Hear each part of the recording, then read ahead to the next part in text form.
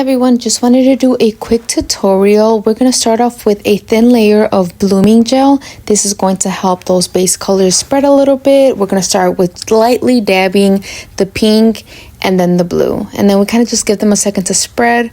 And then we're going to go in with these little flakes. That's going to give it kind of like the holographic look underneath. We're going to top coat those. That way it doesn't mess up the rest of the design. And then we're just going to swipe a little bit of white and then dilute that with a little bit of acetone. It's going to start off that marble look that we want to go for. And you just have to lightly dab with only a little bit. And then we're going to go in with a liner brush and squiggle in like a Y or an X to kind of give it that like finished marble look. So you just lightly do that too. You don't want to go too heavy. And then with some liquid gold chrome, we're going to do that ring of gold right around the edge of the nail, like all the way around, and that's going to kind of just give it that finished look. And then we're going to finish off with our favorite top coat, and they look so cute. Look at these, amazing. I'm going to tag the inspo in the caption.